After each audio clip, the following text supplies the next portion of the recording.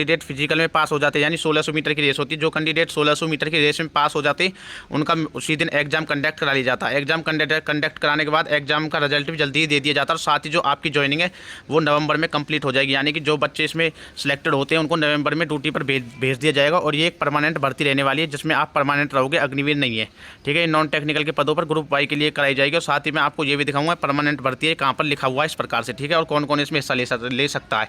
अब हम बात करते हैं वीडियो के बारे में बात करें उससे पहले अगर आप हमारे यूट्यूब चैनल पर पहली बार आए हो तो चैनल को सब्सक्राइब करके घंटी दबा लें और वीडियो को लाइक कर दें। अगर आप ये नोटिफिकेशन प्राप्त करना चाहते हो तो नोटिफिकेशन का लिंक मैंने डिस्क्रिप्शन में डाल दिया, वहाँ से जाकर के आप नोटिफिकेशन प्राप्त कर सकते हो।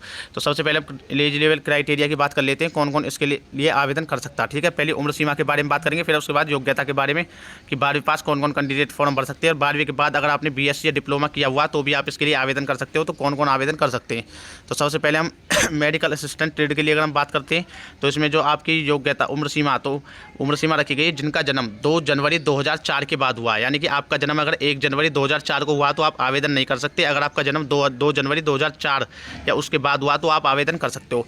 और जो लास्ट उम्र सीमा रहने वाली है वो आपकी 2 जनवरी 2008, अगर 2 जनवरी 2008 से पहले हुआ तो आप इसके लिए आवेदन कर सकते हो, फॉर्म भर सकते हो। साथ ही अगर आपकी उम्र सीमा 21 साल से ऊपर और आपने कोई मेडिकल डिप्लोमा किया हुआ है या फिर फार्मेसी से बीएससी की हुई है तो आप इसके लिए आवेदन कर सकते हो। उनके लिए जो उम्र सीमा रखी गई है जिनका जन्म 2 जनवरी 2001 के बाद हुआ है वो आवेदन कर सकते हैं। अगर आपके पास डिप्लोमा या बीएससी फार्मेसी की कोई डिग्री है तो अगर आपका जन्म 2 जनवरी 2001 के बाद हुआ है और 2 जनवरी 2004 से पहले हुआ है तो भी आप इसके लिए आवेदन कर सकते हो, ठीक है। अगर आपका जन्म 2 जनवरी 2001 के बाद हुआ और 2 जनवरी 2006 से पहले हुआ है तो भी आप इसके लिए आवेदन कर सकते हो। ये क्राइटेरिया डिप्लोमा वालों के लिए, जो आगे वाला और ये पीछे वाला जो क्राइटेरिया ये वाला क्राइटेरिया बीएससी फार्मेसी वालों के लिए, ठीक है।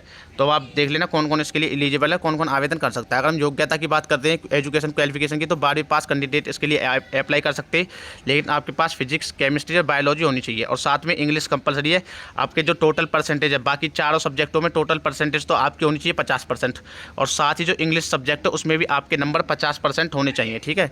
अगर हम बीएससी डिप्लोमा या आपने डिप्लोमा या फिर फार्मेसी से रिलेटेड डिप्लोमा या आपने बीएससी फार्मेसी की हुई है तो आपकी जो योग्यता वो 12वीं पास पहली बात तो फिजिक्स केमिस्ट्री बायोलॉजी से और इंग्लिश से होनी चाहिए 50% के साथ, जो ऊपर क्राइटेरिया दिया था, यानी कि आपकी एज ज़्यादा हो चुकी है तो उसके साथ ही आप 50% मिनिमम अंक से पास होने चाहिए डिप्लोमा में। साथ ही आपका जो डिप्लोमा है या आपकी बीएससी फार्मेसी जो डिग्री है वो आपकी फार्मेसी काउंसिल में, यानी कि यहाँ पर देख सकते हो स्टेट काउंसिल फार्मेसी काउंसिलिंग में ऑफ इंडिया में आपकी रजिस्टर्ड होनी चाहिए, आपकी मतलब की एंट्री होनी चाहिए जो आपकी स्टेट फार्मेसी काउंसलिंग होती है जो, ठीक है ना, उसमें आपका रजिस्ट्रेशन होना चाहिए। 50% अंक उसमें भी कंपलसरी मांगे गए हैं, ठीक है।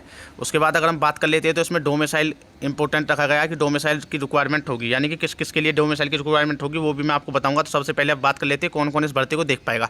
तो ग्रुप वाई मेडिकल असिस्टेंट की भर्ती है, नीचे वाली भी ग्रुप वाई मेडिकल असिस्टेंट की भर्ती है। तो इसके लिए भर्ती देखने के लिए आपको सबसे पहले फॉर्म भरना होगा। फॉर्म की अगर हम बात करते हैं तो फॉर्म 22 मई से स्टार्ट हो जाएंगे, 22 मई 2024 से, और 5 जून 2024 तक ये फॉर्म चलेंगे, ठीक है। उसके बाद इस वाली वेबसाइट पर जाकर के आपको आवेदन करना होगा। 22 मई के बाद से आप कभी भी इस वाली वेबसाइट पर आवेदन कर सकते हो, ठीक है। और इसमें जो सबसे पहले आपका होगा, आप यहाँ पर देख सकते हो फिजिकल फिटनेस टेस्ट होगा, उसके बाद आपका रिटर्न टेस्ट होगा, और जो एडेप्टेबिलिटी टेस्ट जो अब इंडियन आर्मी में भी कुछ दिन पहले ऐड किया गया था तो वो भी इसमें भी होगा एडेप्टेबिलिटी टेस्ट, ठीक है। इसमें भर्ती कौन कौन देख सकता है, all district of state Punjab, या पंजाब की सभी डिस्ट्रिक्ट्स वाले बच्चे इसमें आवेदन कर सकते हैं। साथ ही हिमाचल प्रदेश के आवेदन कर सकते हैं, उत्तराखंड के, और union territory Jammu and Kashmir और चंडीगढ़ के और लद्दाख से। अगर आपके पास इन स्टेटों का, केंद्र शासित प्रदेशों का डोमिसाइल है तो आप इसके लिए आवेदन कर सकते हो। बात आती है उत्तर प्रदेश और राजस्थान वालों की भर्ती कब आई थी, आपको पता कुछ दिन पहले भी एमपी वालों और गुजरात वालों की आई थी। तो बच्चों के दिमाग में सवाल है कि और यूपी और राजस्थान की कब आएगी, तो उनकी अलग से भर्ती आएगी, यूपी के डिस्ट्रिक्ट में आएगी और राजस्थान में आएगी। वो जैसी आएगी उसकी भी मैं वीडियो बना करके बता दूंगा, इसलिए आपको चैनल को सब्सक्राइब करना होगा, ठीक है ना। ये इसके लिए आवेदन कर सकते हैं। और इसमें अगर योग्यता की बात करते हैं तो भाई मैंने 12वीं पास बताई दिया, और बीएससी फार्मेसी से डिप्लोमा फार्मेसी की हुई है या फिर आपने डिप्लोमा किया हुआ फार्मेसी से तो भी आप इसके लिए आवेदन कर सकते हो, ठीक है। अब हम नीचे की तरफ चलते हैं। इसमें अगर हम हाइट की बात करते हैं तो 112 डिप्लोमा किया हुआ फार्मेसी से तो भी आप इसके लिए आवेदन कर सकते हो, ठीक है। अब हम नीचे की तरफ चलते हैं। इसमें अगर हम हाइट की बात करते हैं तो 152.5 सेंटीमीटर आपकी हाइट मांगी जाएगी, और चेस्ट की अगर हम बात करते हैं जितनी आपकी चेस्ट है उससे 5 सेंटीमीटर आपको चेस्ट एक्स्ट्रा फुलानी होगी। वेट आप उसमें देख लेना, जो उनकी टेबल होती है उसमें देखा हो तो हाइट के हिसाब से वेट, और बाकी मेडिकल स्टैंडर्ड यहाँ पर दिया हुआ है, ठीक है। हेल्थ इशू और बॉडी चेकअप के बाद बॉडी टैटू के बारे में बात करते हैं तो यहाँ पर आप इसको पढ़ सकते हो, ठीक है। उसके बारे में अगर हम बात करते हैं आगे चल के तो इसमें पूरा बताऊँगा सारा कुछ भी नहीं छोड़ूंगा, ठीक है ना।